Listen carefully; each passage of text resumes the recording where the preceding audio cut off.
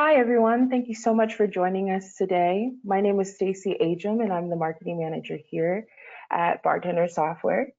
So yes, we're going to get started today. A bit of housekeeping. Just to let you know, this is being recorded. You are on mute and you are only in listen-only mode.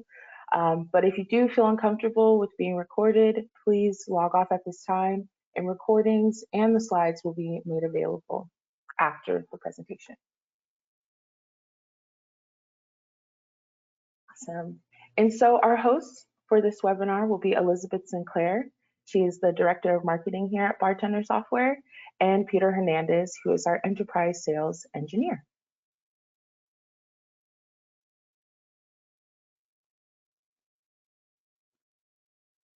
So, hello everybody. I'm Elizabeth Sinclair. I'm really happy to be with you today. One thing Stacy forgot to mention that I want to make sure we talk about is that everyone will get a copy of the deck. Just so you're aware. Here's why I'm happy to be with you today. I'm really excited about Digital Link. The BarTender team has been working with GS1 on Digital Link for a couple of years now.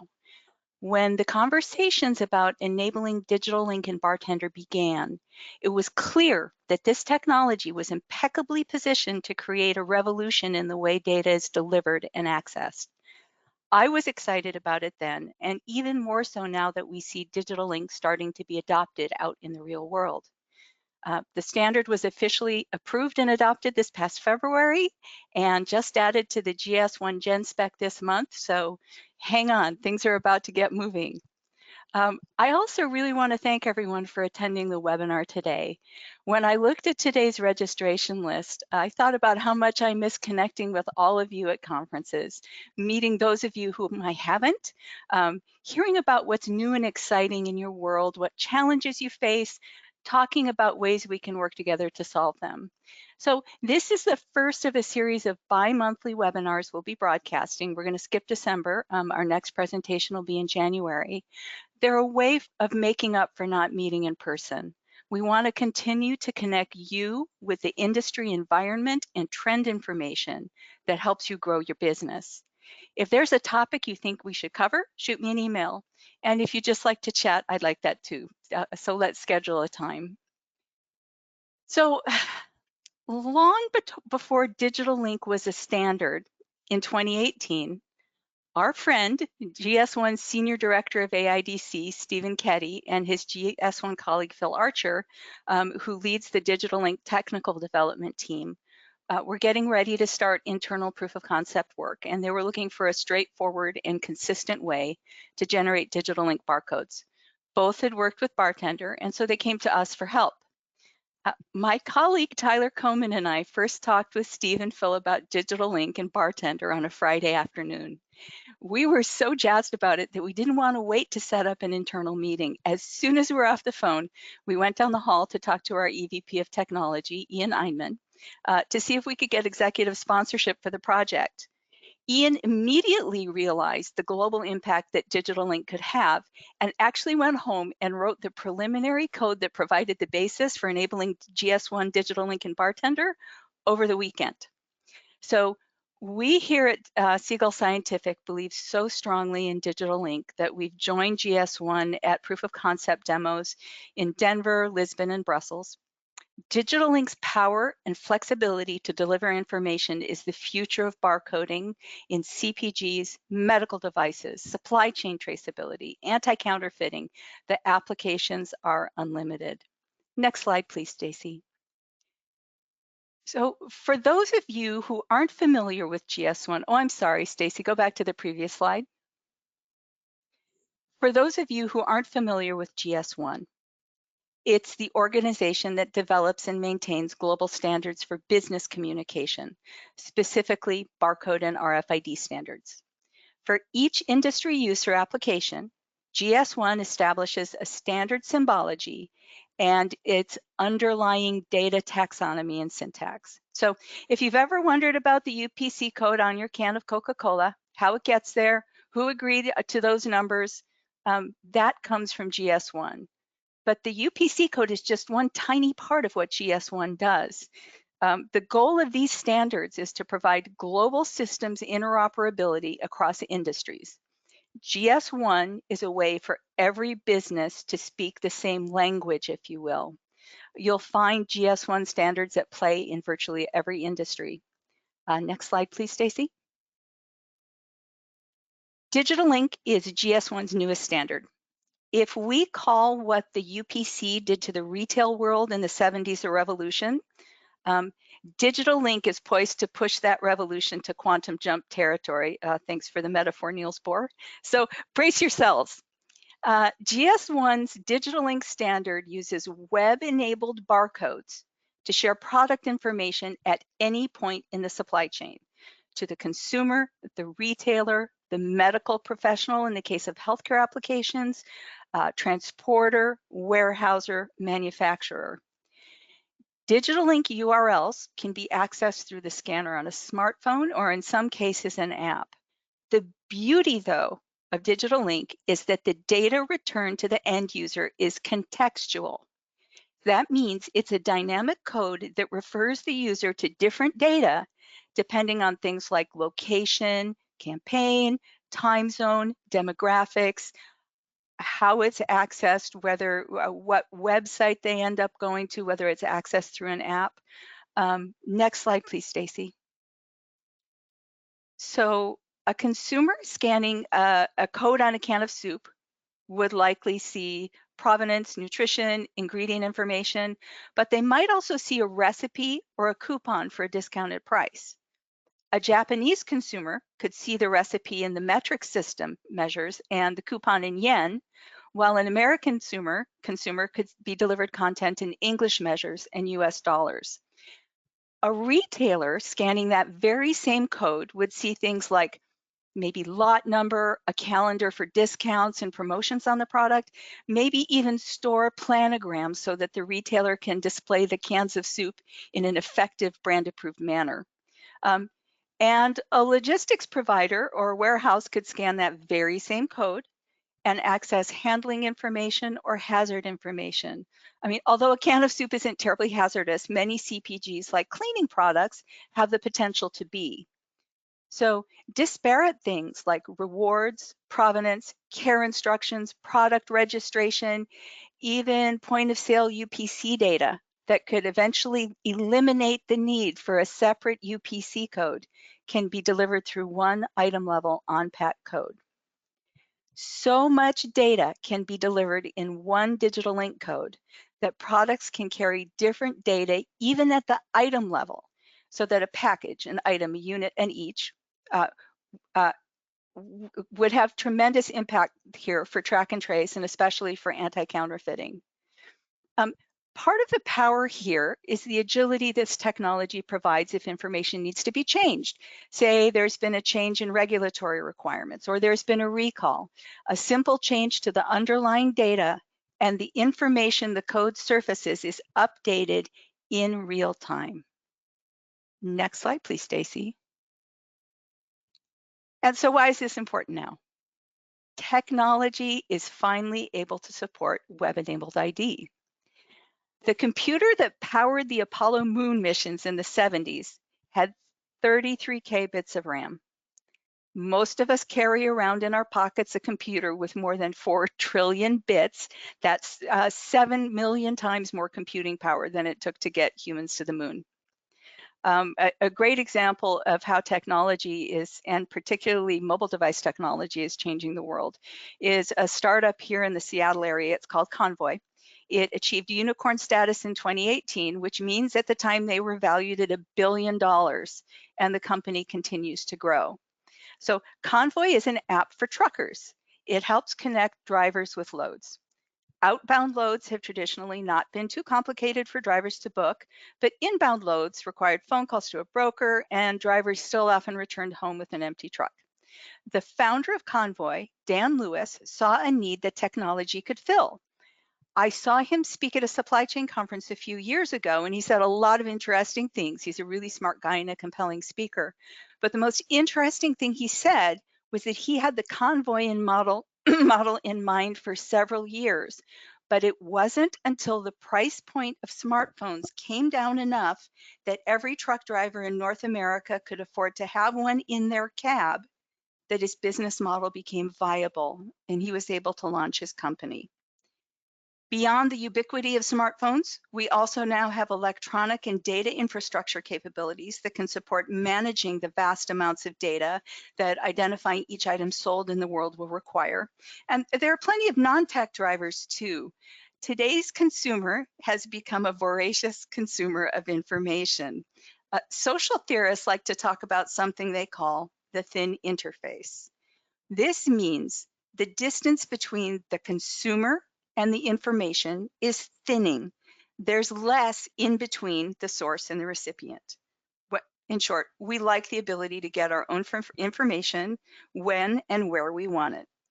So, for example, my parents tuned in every night to the nightly news.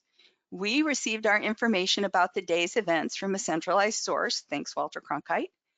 But me, every morning, I roll over in bed, boot up my iPad, navigate to my news aggregator, and I try to read only happy stories.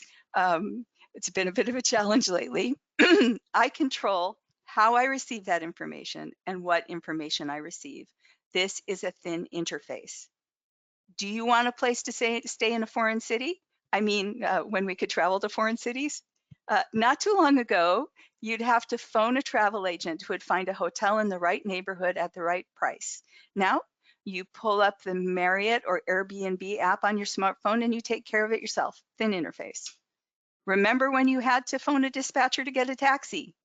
It seems like Uber's been around a million years now. That's another thin interface. The thin interface also applies to things like nutrition information.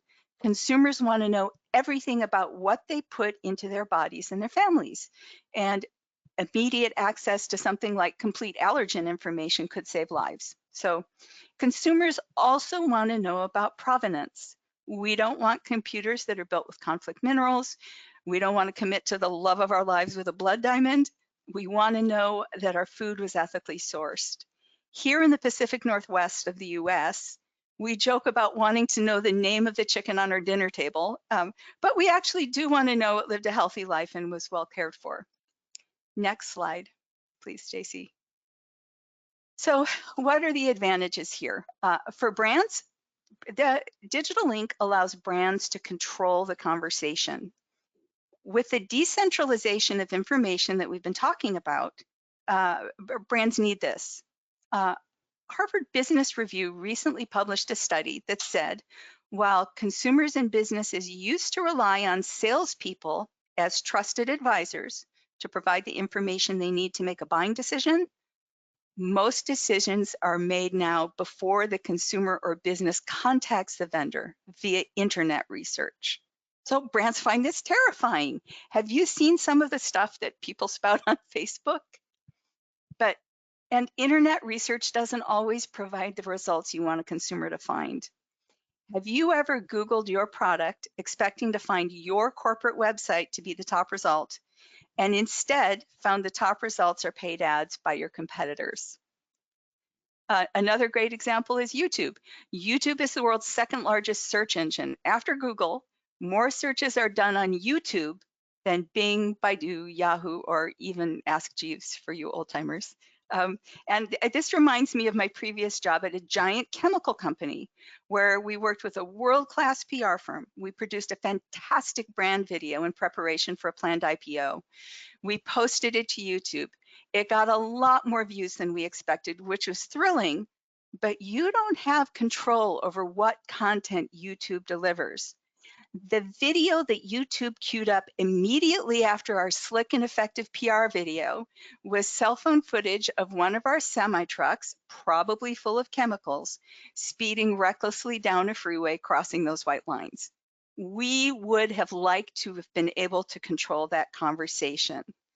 So the ability to get out in front of the search engines, to select and disseminate product information, gives the brand the ability to regain some control of that conversation. Brands are also operating in a world that's thinking about labeling in new ways. The US FDA has now declared that web pages accessed via either human readable or auto ID are considered an extension of the label. Real estate on a label is precious, so being able to meet regulatory requirements for information, as well as things like allergen information, is huge.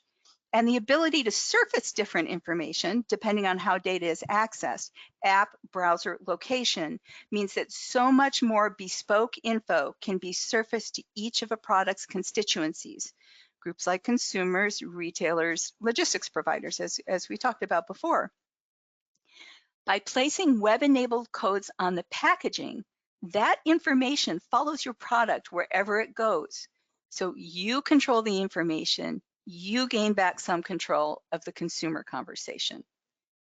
Next slide, please, Stacy. So web-enabled codes can communicate safety and handling data. The chemical industry has GHS, a standard for visual communication about chemicals, how a product should be handled, and information about hazards and how to respond to spills and accidental contact. This data is displayed on the outside of a package via globally accepted and understood pictograms. It's a way for product handlers and logistics providers to be protected as a product makes its way through a diverse global supply chain. Not all industries have such standards, but that information needs to be surfaced anyway. So the food industry needs to know handling information, safe storage, temperature. Web-enabled codes can communicate this information to every handler, every node in the supply chain in real time. The global focus on sustainability becomes keener every year. Consumers like to do business with companies that practice social responsibility. So, well, let's talk about the circular economy. If you're not familiar with it, for example, Philips offers managed services for light bulbs to commercial clients. They take ownership of the whole life cycle, installation for optimum efficiency, repair, replacement, eventually disposal. I understand that they recycle a good portion of the used bulb. They handle everything, cradle to grave, and then resurrect component parts to make new things. A large international vertically integrated high fashion, low price clothing retailer that you've heard of is including recycling information on the label of their clothing via QR code, so items can be properly recycled or reused. That's the circular economy. Web-enabled codes can carry use, installation, disposal information that follow an item through its entire life cycle. Web-enabled codes are efficient at capturing and recording chain of custody. Individual codes can be aggregated at case level or pallet level, tracked at every stop of their journey through the supply chain. At any given moment, anyone can know who was responsible for a product and when. So think about the tremendous applications here in anti-counterfeiting and in product authentication. So I hope I've given you a taste of the potential for Digital Link, why it's important now. We've talked about the current environments that make now the right time for Digital Link and given you an idea of some of the possible use cases. There are no limits to how these codes can be used and what information they can disseminate. And I'd like to hear your ideas about how this technology could be used. I'd love for you to reach out to me. My email will be in the follow-up email that you'll receive after the webinar. I'm really interested in your perspective because there is a lot of intellectual horsepower on this call, and I'm eager to hear from you. So now let's see BarTender in action. I'm happy to introduce BarTender Enterprise Sales Engineer Peter Hernandez, who is going to show you how easy it is to use BarTender to incorporate the GS1 elements you need to work Digital Link magic. All right, thank you very much, Elizabeth, for that comprehensive overview. As mentioned, my name is Peter Hernandez, Enterprise Sales Engineer for Siegel Scientific. As Elizabeth described, GS1 is an organization that primarily deals with managing specifications. So they define the specifications for customers to adhere to, companies to adhere to, and it is up to the customer to format their barcode or QR codes according to that format. And by doing so, it makes that code internationally recognized. And if you build manufacture a product in the US, anyone around the world can scan that barcode and see the same pieces of data. And with regards to GS1 Digital Link, this is just an extension of what GS1 is already doing with regards to compliance and adherence. And I will take you through how BarTender software will actually allow you to easily adhere to those compliance standards. So here I have a label pre-built, so nice graphics, company logo, some product related information. I have this label connected to a small database. So all of the data relevant to be printed for this label will be printed based on the information in that database. And of course, the information in that database will be populated to a GS1 Digital Link barcode, and it will adhere to those standards defined by that organization. So instead of having to go on the GS1 website and read all of the documentation, go through all of the AI codes, which I'll mention in a minute, make sure that your GTIN numbers are accurate, which I'll go into that in a minute as well. BarTender will make that process seamless and very easy for you. So the first step is you add a barcode, and you'll see that we've added this GS1 Digital Link QR code option. So I go ahead and select that, place it anywhere on the label. The default is to make it human readable, so you see the information that's populating this QR code down below. Obviously, when you're manufacturing a product, you may not want that, so that's very easy to hide, but I'll leave it on the screen so you can see exactly how this process works. So if I go into the properties of this QR code, you'll see many of the standard barcode properties that you would normally see for those existing BarTender users. The one big difference is you see this GS1 Digital Link checkbox here. So if you check that checkbox, this now becomes a GS1 Digital Link QR code. If, for example, if you have an existing label with a GS1 QR code, you can easily change it. So if you open up BarTender, go into the properties of your existing GS1 QR code and select this box, that will, in essence, upgrade that barcode to a Digital Link compliant barcode. So the real beauty of using BarTender for this process is our GS1 application identifier data source wizard, a mouthful. But if you go into that, you're guided through the process of adding all of the elements required or optional to your specific use case. And then when you're done with the wizard, the barcode should be populated in a format that, again, adheres to those compliance regulations as well as is internationally recognized. So there's really two main pieces of data that are required in a GS1 Digital Link barcode. The main difference between this and other barcode types is this base URL. So I can go ahead and change that from the default to where I want this URL, this barcode to take me once it's scanned, what web page or URL or URI. So at the moment, we don't have it connected to any source. So I'll just, as an example, I'll just put, mycompany.com. So that's required. So that'll take you to the IP address that's hosting the data for this information that's in this barcode. Now it's just a process of going through the wizard. Go ahead and click that.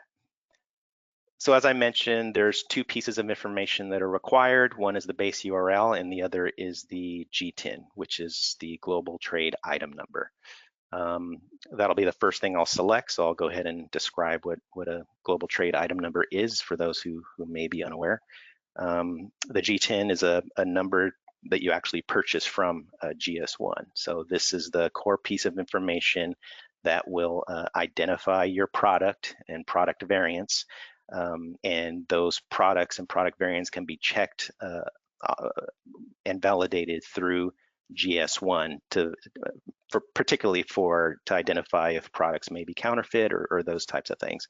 So that is the number that you purchase for your products, and that would be required on this digital link barcode.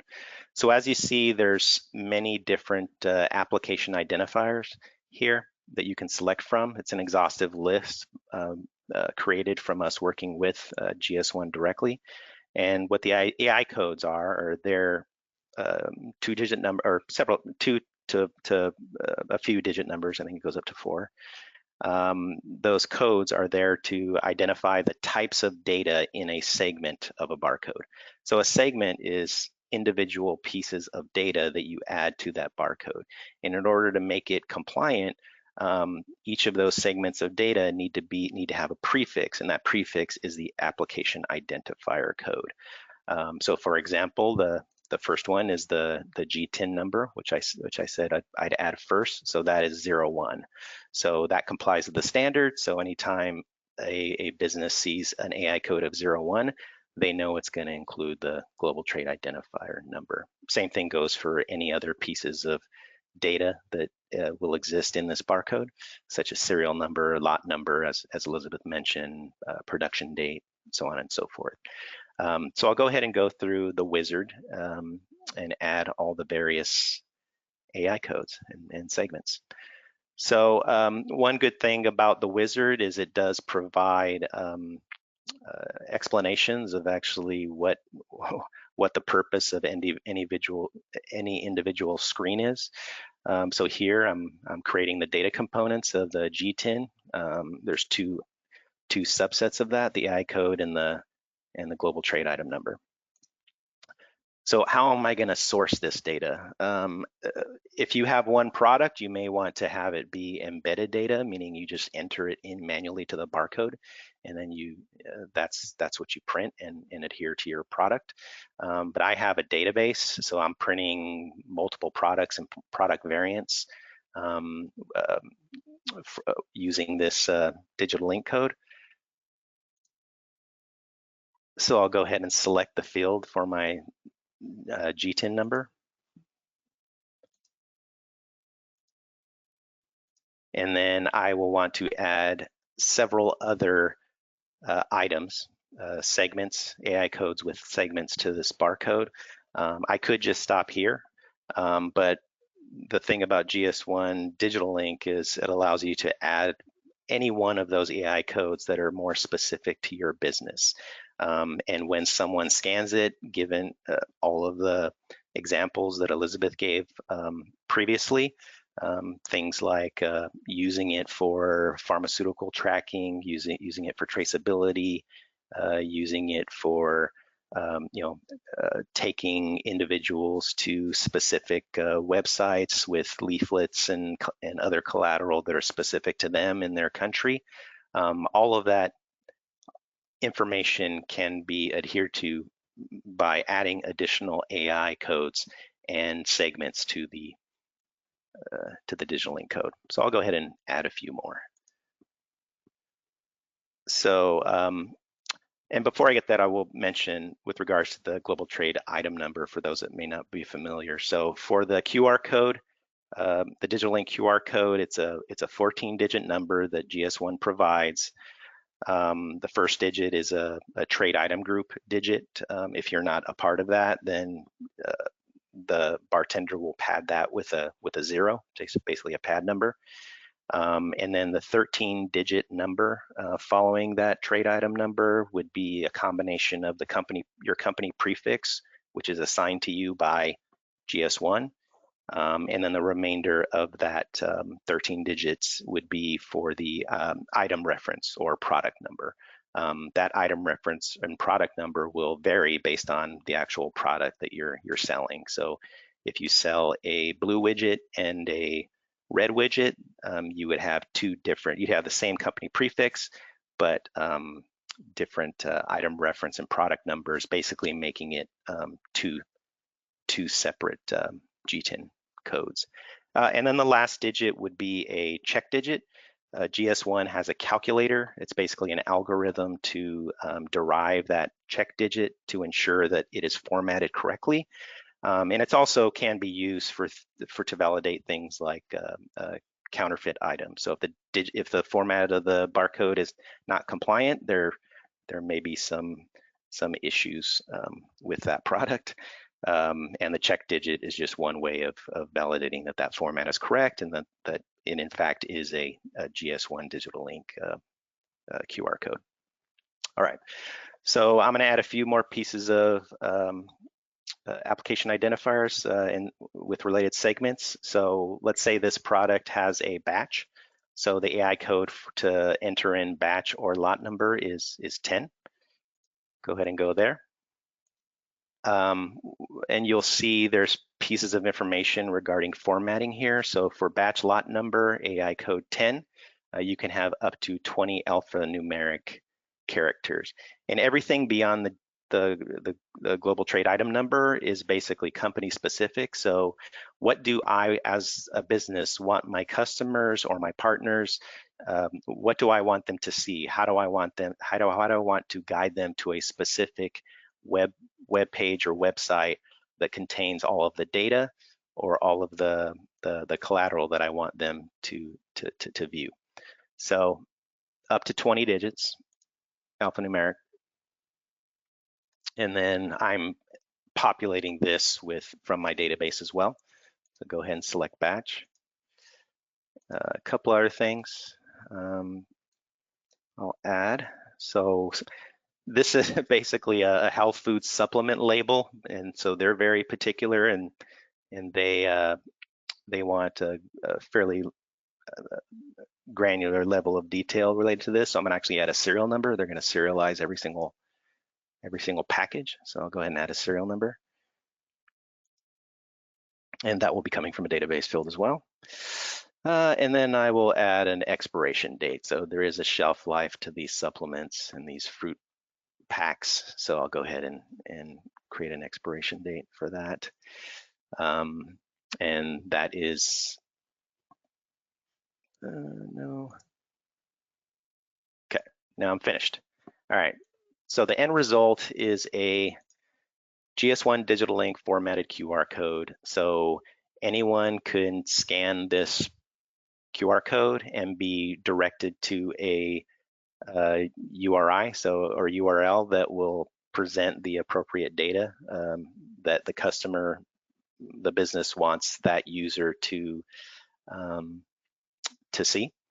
So this can be as simple as taking someone to a company website and providing them with specific pieces of information related to this product, and particularly this lot, this particular lot, or the lot may represent a variant of the product in some way.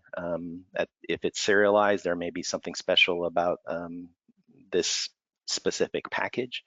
It can be as simple as that, or it can be something where a healthcare provider has a custom web page that provides very high level of detail related to a piece of medication, pills, to ensure that there are no recalls, to provide the user with information on how to use the product, shelf life of the product at a very granular detail, such as based off a manufacture date or expiration date. So it's really as simple as that. It's simple for a reason. If we did not provide this wizard, it would basically be up to the company to determine what the proper length of each application identifier segment needs to be, and up to them to know what the GS1 standards were for the digital link code, and validate against the GS1 calculator that they have online to ensure that they actually manually formatted that QR code correctly. But BarTender makes it easy for you, takes you through the wizard, make sure you don't add extra digits or too few digits, gives you the codes within the wizard, so that you can just select as opposed to entering them in manually. So that's about it. Hopefully that was helpful. Thanks, Peter. Stacy, do we have any questions?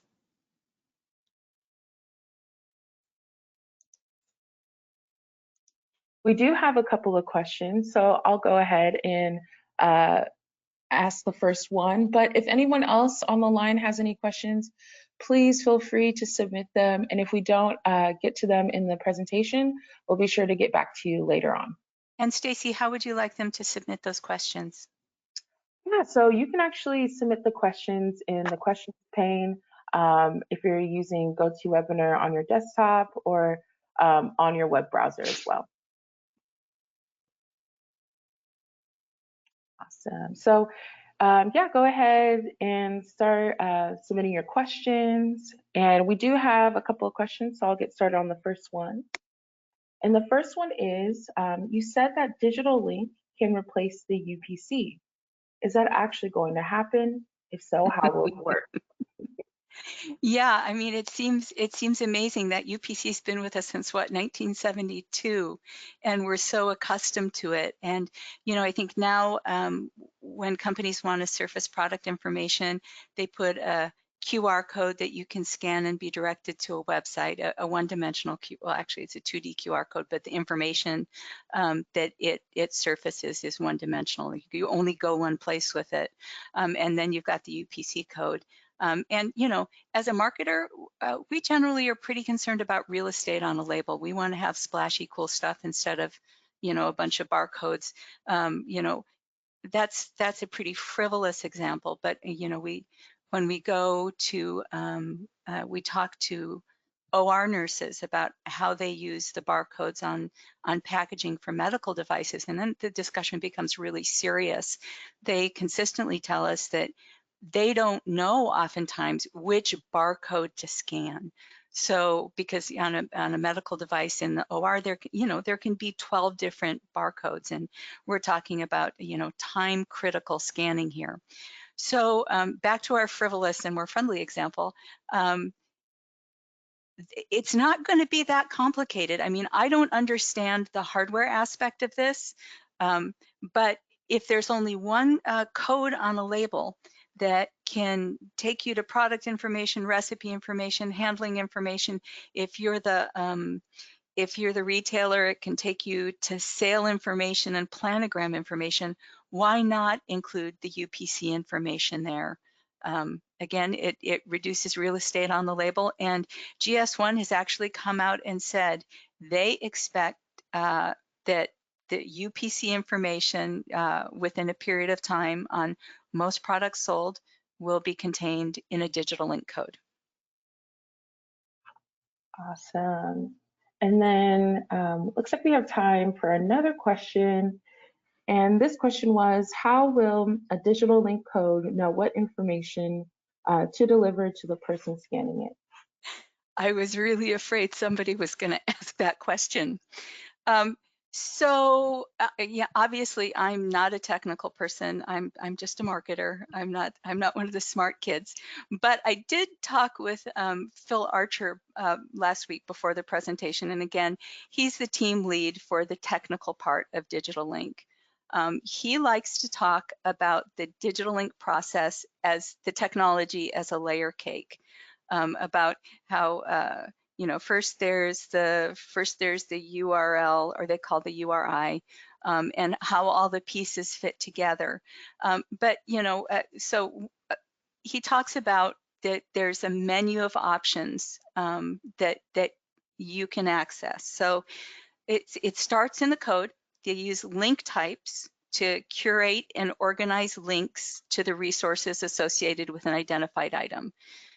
For example, there's a code, much like the AI that we just saw Peter demonstrate, that you put in front of the link that, it could be recipe info. The language would be included, retailers, product sustainability info, those would all be coded before a link. And then the magic of the digital link code, I mean, if the whole thing wasn't magic enough anyway, is a thing called the resolver. And the resolver is what enables a single GS1 URL to act as a gateway to the multiple destinations. That is, it's the service that allows you to discover any of the resources associated with the identified item. The resolver doesn't store any data in the usual sense of the word. Rather, for each item has a set of links that points to the related resource, with each link described using the link points types that I just described. And then those link types point to the specific information. And if this, use your imagination. How does it know which information to deliver? Well, if you're using an app provided by the brand, a consumer app, a recipe app, it will take you to the recipe information. If it can be, we know a lot as marketers about people via their cell phones. If you're scanning, your demographic information is there. If you're scanning a pack of Tim Tams in Australia, it'll deliver to you. Information about that pack and Tim Tams in your currency and in your nutritional label standards, et cetera. So that's kind of a roundabout, incomplete way of describing how the technology works. I know there's a ton of information on the GS1 website, and if you'd like to know more specific information, again, the email that Stacy's going to send post-webinar will include my email. And I'm not one of the smart people, but I know the smart people, so I'll make sure that you're connected with people that can provide you with that information. Awesome. Yeah, and we do have a few more questions, but we're running out of time. So for those of you who did submit questions, no worries. We will follow up with you via email. So please, if you have any more questions, go ahead and submit them before we end today. And I just want to say thank you so much to everyone who attended. Thank you so much to our hosts, Elizabeth and Peter. And yes, we hope you all have a wonderful day.